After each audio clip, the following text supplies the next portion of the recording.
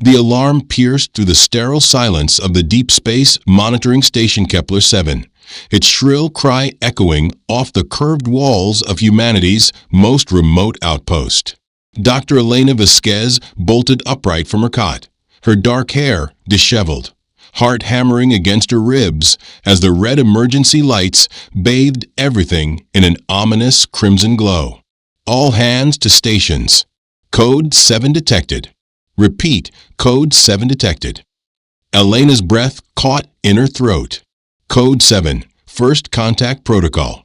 After 37 years of scanning the cosmic void, listening to the universe's endless whispers, and finding nothing but natural phenomena, the impossible had finally happened. She stumbled through the cramped corridors, her magnetic boots clanking against the metal deck plates as artificial gravity struggled to maintain its hold. The station, positioned at the edge of the solar system near Pluto's orbit, housed only 12 people, the galaxy's loneliest sentinels, dedicated to humanity's eternal question, are we alone? The control room buzzed with frantic energy. Commander Marcus Chun, a weathered veteran whose cybernetic left arm gleamed under the harsh fluorescent lights, stood hunched over the primary console. His organic hand trembled as he adjusted the frequency modulators, while his mechanical fingers moved with inhuman precision across the holographic displays. "Talk to me, Vasquez," he barked without looking up, his voice carrying the weight of a man who'd spent 15 years hoping for this moment while simultaneously dreading it. Elena slid into her station, fingers dancing across the quantum processing interface. The data streams cascaded before her eyes like digital waterfalls, each line representing months of accumulated observations. But there, buried in the noise, was something that made her soul tremble. It's not random," she whispered, her voice barely audible above the station's humming life support systems. "The signal pattern, there's mathematical progression, prime number sequences, and—" She paused, her face growing pale as understanding dawned. "Commander, this isn't just intelligence. This is a message specifically designed to be understood by a species like us." The signal had originated from Kepler 442b, an exoplanet 1,200 light-years distant in the constellation Lyra. For the past 6 months, their deep space arrays had been picking up unusual electromagnetic signatures from that sector, but they dismissed them as pulsar activity. Now, with the pattern recognition algorithms fully processed, the truth was undeniable.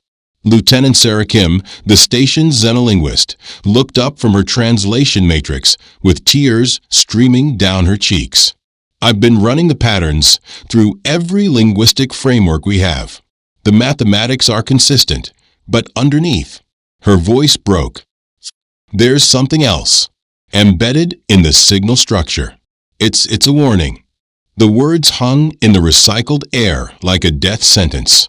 Elena felt her world shift, as if the station had suddenly changed course and left her floating in empty space. A warning. After decades of hoping, dreaming, praying for contact, their first message from the stars was a warning. "What kind of warning?" Commander Chen asked, his cybernetic fingers unconsciously flexing, a nervous tic he'd developed since losing his arm in the Mars colony uprising 15 years ago. Sarah's hands shook as she manipulated the holographic data display. It's complex layered. The mathematical foundation is built on quantum mechanical principles we're just beginning to understand. But the core message, she swallowed hard. It's telling us to stay quiet, to stop broadcasting. They're warning us about something they call the silent threshold.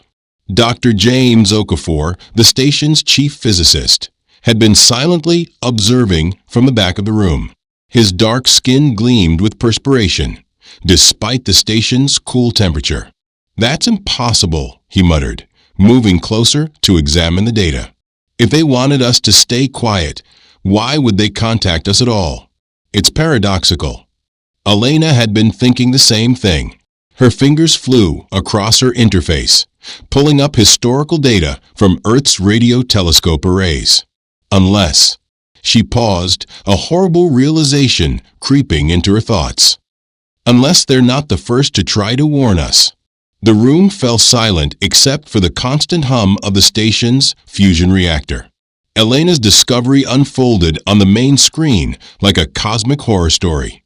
Buried in decades of SETI data, filtered and reprocessed through the new quantum algorithms, were dozens of similar signals, all from different star systems, all carrying variations of the same message. "My God," whispered Dr. Chen, his military composure finally cracking. "They've all been trying to warn us." The implications crashed over them like a tidal wave. Humanity wasn't alone.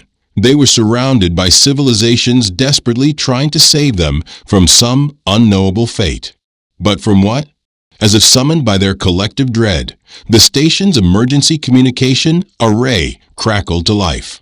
The face of Admiral Rebecca Torres appeared on screen, her stern features etched with worry lines that seemed deeper than usual. Behind her, Elena could see the bustling command center of Earth's United Defense Coalition. "Kepler 7, we've been monitoring your discovery.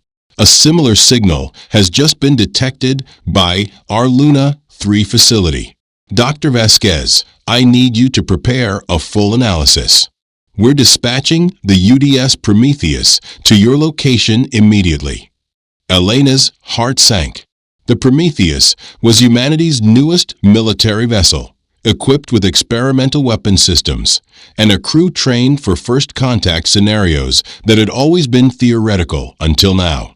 "Admiral, with respect, if these civilizations are trying to warn us, shouldn't our response be diplomatic rather than—" "Doctor," Admiral Torres interrupted, her voice carrying the cold authority of someone who'd made impossible decisions in impossible times.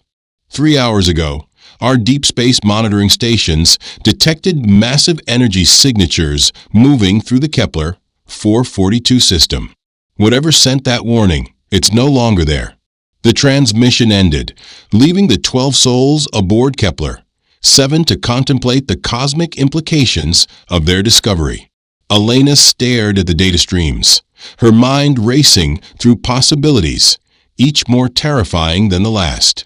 If advanced civilizations were disappearing after sending warnings, what did that say about humanity's chances? Commander Chen called for a station meeting in the mess hall, the only space large enough to hold everyone. As they gathered around the single metal table, Elena studied her colleagues' faces. Fear, excitement, determination, and resignation warred in their expressions. They were scientists, explorers, dreamers who dedicated their lives to answering humanity's greatest question. Now they had their answer, and it might be the last thing they ever discovered. "Ladies and gentlemen," Chen began, his voice steady despite the tremor in his hands, "we stand at a crossroads that humanity has never faced before. We know now that we're not alone in the universe. We also know that something is systematically silencing civilizations that reach a certain level of technological advancement." Dr. Okafor leaned forward, his scientific mind still struggling with the implications. But what could be powerful enough to threaten multiple interstellar civilizations? And why would it target species based on technological development? "Maybe," Elena said slowly, pieces of a terrible puzzle falling into place in her mind, "it's not about what we've developed, but what we're about to develop. Every warning we've detected mentions the silent threshold. What if it's not a place, but a level of advancement? What if there's something we're approaching that triggers this response?" The silence that followed was broken only by the distant hum of the station systems and the soft whisper of recycled air through the ventilation ducts. Each person around the table was grappling with the same horrible realization. Humanity might be approaching its own extinction event, and the universe was filled with the ghosts of civilizations that had tried to warn them. Outside the small porthole, stars continued their eternal dance, indifferent to the cosmic drama unfolding in their midst. But Elena knew that somewhere among those distant lights, other worlds had once teemed with life, with dreams, with civilizations that had reached too far and paid the ultimate price. The Prometheus would arrive in 18 hours, bringing with it the full weight of humanity's military response to this cosmic threat. But as Elena stared into the infinite darkness beyond the porthole, she couldn't shake the feeling that they were already too late, that by detecting the warnings, humanity had already crossed the silent threshold. The universe had been trying to save them, but in listening to its pleas for silence, they had revealed themselves to something far worse than loneliness. They had announced their presence to the darkness between the stars, and that darkness was already reaching out to embrace them. Hashtag Act 2. The threshold where the UDS Prometheus materialized from hyperspace like a steel leviathan emerging from the cosmic depths, its hull scarred by micrometeor impacts from the hazardous journey. Captain Maria Santos, a woman whose steady gaze had never wavered through 2 colonial wars and the infamous Titan Rebellion, stood on the bridge watching Kepler 7 grow larger in the view screen. "Steady as she goes, Mr. Kowalski," she ordered, her voice carrying across the bridge with practiced authority. The Prometheus was humanity's most advanced warship, equipped with experimental graviton cannons and quantum shields, technology that would have seemed impossible just decades ago. But as Elena's research had suggested, perhaps they were approaching capabilities that had doomed other civilizations. Aboard Kepler 7, Elena watched the massive vessel dock with a mixture of awe and apprehension. The Prometheus represented everything humanity had achieved, and possibly everything that would destroy them. The airlock hissed open, and Captain Santos stepped through, followed by a team of xenobiologists, military analysts, and quantum physicists. But it was a figure behind them that made Elena's blood run cold. Dr. Heinrich Zimmermann, head of the Coalition's Xenocide Prevention Protocol. "Dr. Vasquez," Santos said, extending her hand with a firm grip that spoke of zero-gravity training and combat experience. "Your discovery has changed everything. Earth Command has authorized Operation Silent Watch, a full-scale investigation into these warnings and preparation for potential hostile contact." Elena felt the weight of cosmic responsibility settling on her shoulders. "Captain, I believe we need to approach this with extreme caution. These civilizations weren't destroyed by external forces. They were silenced. There's a difference." Dr. Zimmermann stepped forward, his pale blue eyes reflecting the cold calculation of a man who'd spent his career studying the ways intelligent species could destroy each other. "Dr. Vasquez, we've completed analysis of the signals you detected. The pattern isn't random destruction, it's selective elimination. Something is systematically removing civilizations that reach approximately our current level of technological development." The briefing room aboard the Prometheus felt claustrophobic despite its generous size. Elena found herself surrounded by Earth's finest military and scientific minds, all grappling with information that challenged everything they thought they knew about the universe. The holographic display showed a 3-dimensional map of local star systems, with red markers indicating sources of warning signals that had since gone silent.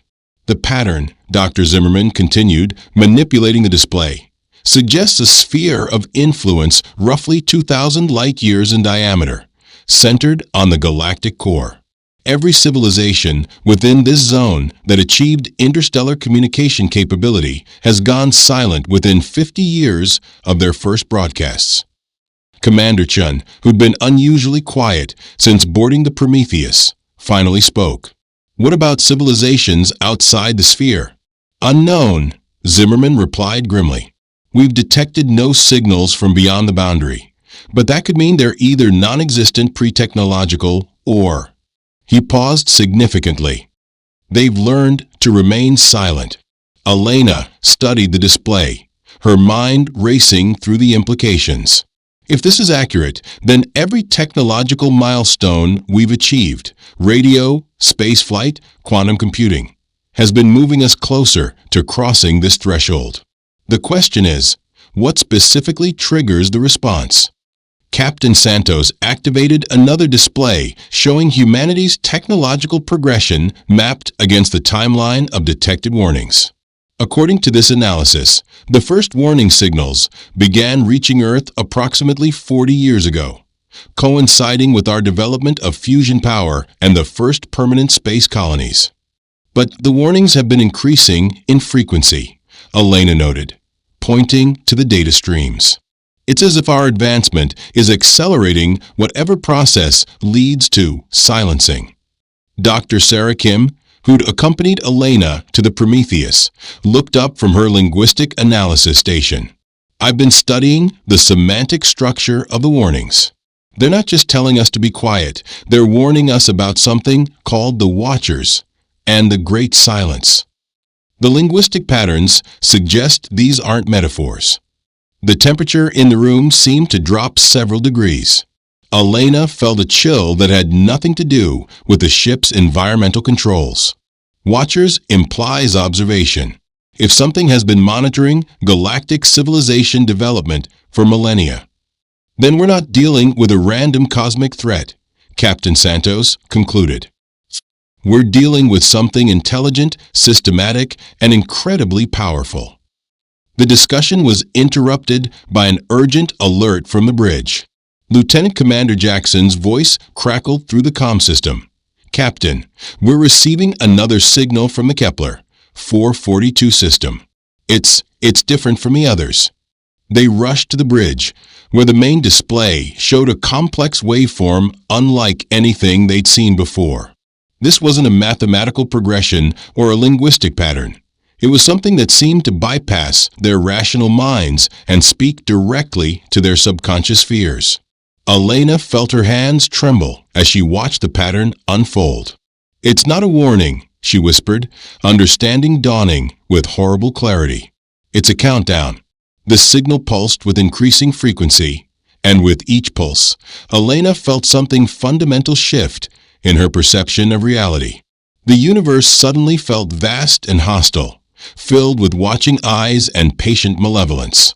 The darkness between stars was no longer empty space.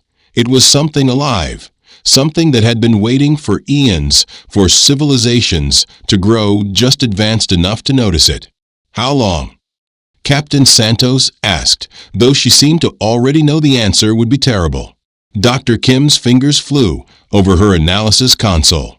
Based on the progression rate, 72 hours. The bridge fell silent except for the soft hum of the ship's systems and the distant pulse of a countdown signal.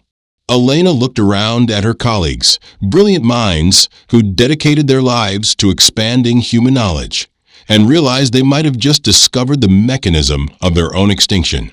Captain, Elena said, her voice barely above a whisper, I request permission to send a message to Earth.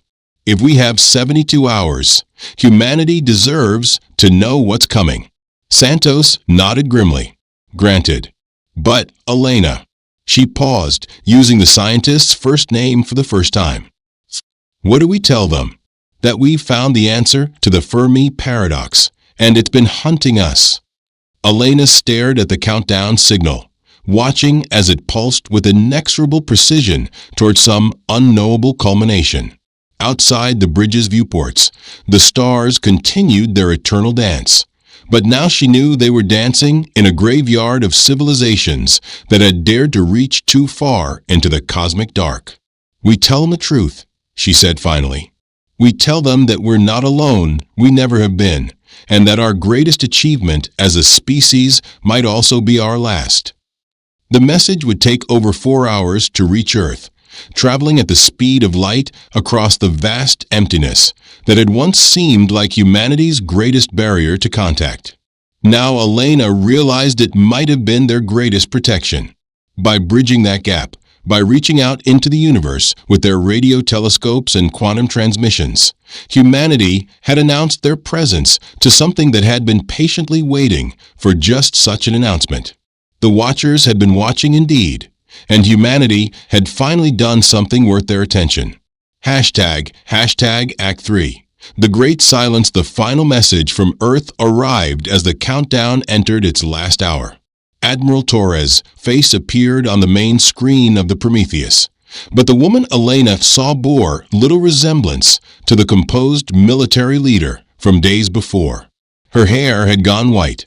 Her eyes carried the hollow look of someone who'd stared into the abyss of humanity's mortality. To all personnel aboard Kepler-7 and the Prometheus, Torres began, her voice steady despite the tremor in her hands. The global coalition has made a decision. Rather than face extinction in ignorance, we've chosen to accelerate our development program. If crossing the silent threshold is inevitable, we'll cross it on our own terms. Elena felt her heart stop. They're doing exactly what every other civilization did. They're accelerating toward their own destruction. On screen, Torres continued, Project Prometheus, the development of faster-than-light communication, has been activated. If we can warn other civilizations before the Watchers claim us, perhaps something of humanity will survive in the knowledge we pass on. Captain Santos closed her eyes, the weight of command evident in every line of her face. They don't understand. The warnings weren't altruism, they were the trigger. Every civilization that tried to warn others brought the Watchers' attention not just to themselves, but to those they tried to save. The countdown signal reached its final sequence. Elena watched the display with a mixture of terror and scientific fascination as the pattern became increasingly complex, almost beautiful in its mathematical precision. It was the signature of something so advanced that its technology appeared as art, as poetry written in the language of quantum mechanics and space-time manipulation. Contact, Lieutenant Commander Jackson reported, his voice cracking with strain. Something massive is materializing in the Kepler 442 system. The long-range sensors painted a picture that defied comprehension. The object, if it could be called an object, was roughly the size of Earth's moon, but seemed to exist in multiple dimensions simultaneously. It folded space around itself like origami, creating geometric patterns that hurt to look at directly. "My God," Dr. Zimmerman whispered, his face pale as he studied the readings. "The energy signatures are off the scale. This thing could dismantle our solar system without effort." Elena stared at the display, her mind finally grasping the full scope of the cosmic horror they faced. "It's not here to destroy us," she said quietly. "It's here to judge us." As if responding to her words, the entity began transmitting. But this wasn't a signal in any conventional sense. It was a direct interface with their consciousness, bypassing their sensory organs and speaking directly to their minds. Elena felt a presence like a vast, ancient intelligence that had witnessed the rise and fall of countless civilizations. "You have reached the threshold." The voice resonated through their thoughts, carrying with it the weight of eons. Asterisk, "You have developed the capability to spread beyond your world. To corrupt the cosmic silence with your noise. Asterisk, we were just trying to find others like us." Elena spoke aloud, though she somehow knew the entity could hear her thoughts directly. "We were looking for connection, for understanding." Understanding. The concept seemed to amuse the entity. Asterisk, every species believes their curiosity justifies their existence. Every civilization thinks their desire for contact excuses their disruption of the cosmic order. Asterisk. Images flooded their minds. Vast civilizations spanning multiple star systems, beings of incredible intelligence and achievement, all reduced to silence by this same presence. But Elena began to notice something in the transmitted memories. The destroyed civilizations all shared certain characteristics. "You're not just eliminating advanced civilizations," she realized, speaking aloud so her colleagues could follow her reasoning. "You're eliminating aggressive ones. Civilizations that sought to expand, to conquer, to impose their will on the universe. Perceptive, the entity's approval was like a warm current flowing through her consciousness. Most species fail to grasp the distinction until it is too late. Elena felt pieces of the cosmic puzzle falling into place. The silent threshold isn't about technological development. It's about intent. You're not preventing civilizations from advancing. You're preventing them from spreading chaos through the galaxy. The universe is ancient beyond your comprehension. It has seen civilizations that consumed entire galactic clusters in their hunger for expansion. The silence is not death. It is protection. Captain Santos stepped forward, her military bearing intact despite the cosmic magnitude of the encounter. What about the civilizations that sent warnings? Were they destroyed for trying to help others? They were transformed. The concept carried nuances that human language couldn't fully capture. Not death, but a fundamental alteration of existence. Those who choose wisdom over expansion are invited to join the Watchers. Tio helped maintain the cosmic balance. Elena felt the entity's attention focus on her specifically, and suddenly she understood. You're offering us a choice. Humanity stands at the threshold. Your species has shown both the aggressive expansion that leads to cosmic disruption and the wisdom to seek understanding. The decision is yours. The bridge fell silent as the implication sank in. Elena looked around at her colleagues, at the faces of people who dedicated their lives to pushing the boundaries of human knowledge. They had indeed reached a threshold, but not the one they'd expected. If we choose to join you, Elena asked, what happens to humanity? Those who choose transformation become part of the Eternal Watch. Your consciousness expands to encompass galactic perspectives. You become guardians of the cosmic silence, and if we refuse, then you continue as you are, but within boundaries. Your expansion is limited to your local system. Your transmissions are filtered to prevent disruption of other developing civilizations. You remain human, but you remain contained. Elena felt tears streaming down her face as she realized the beautiful tragedy of their situation. Humanity's greatest dream, to reach out and touch the stars, to find their place among the cosmic community, was also their greatest potential nightmare. But they had been offered something precious. Choice. How long do we have to decide? Captain Santos asked. The transformation is irreversible, but the choice is eternal. When your species is ready to transcend its physical limitations and embrace a higher purpose, we will be waiting. The entity began to withdraw, its massive presence folding back into the higher dimensions from which it came. But before it departed entirely, Elena felt one final communication, not in words, but in pure understanding. The universe was vast beyond imagination, filled with wonders and horrors in equal measure. But it was also balanced, maintained by those who had chosen wisdom over conquest, understanding over expansion. The great silence wasn't empty space. It was a carefully maintained peace, guarded by the transformed consciousness of countless civilizations that had chosen to become something greater than their original selves. As the entity's presence faded, Elena looked out at the stars with new eyes. Each point of light might harbor worlds where civilizations faced the same choice humanity now confronted. Some would choose expansion and face containment. Others would choose transformation and join the Eternal Watch. And some, perhaps, would find a third path, remaining human while learning to live in harmony with the cosmic balance that made life possible. The countdown had ended, but humanity's real journey was just beginning. They had learned they were not alone, but they had also learned that connection came with responsibility.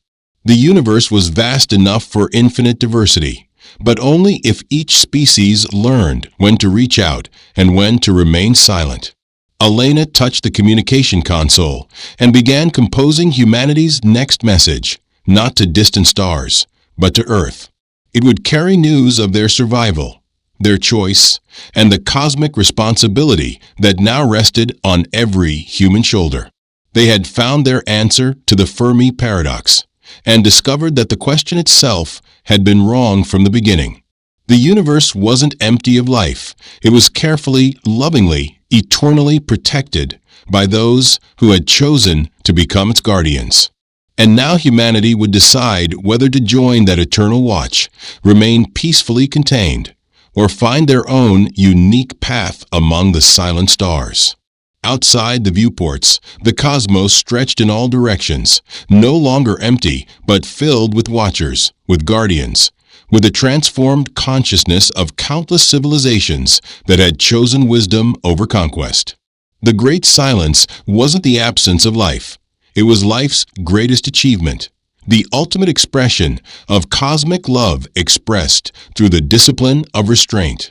Elena smiled through her tears, finally understanding that humanity's greatest discovery wasn't that they were not alone, but that they were not abandoned. They were part of something vast and beautiful and eternal, if they chose to be. The stars continued their ancient dance, but now Elena knew they danced in celebration of every civilization that chose wisdom, every species that learned to balance curiosity with responsibility, and every moment when intelligence evolved beyond the need to conquer and learned instead to cherish and protect. Humanity had crossed the silent threshold and found not death, but transformation waiting on the other side. The choice was theirs, and for the first time in human history, it was a choice that would echo throughout the cosmos for eternity. The universe was listening, and finally, humanity was ready to hear what it had to say.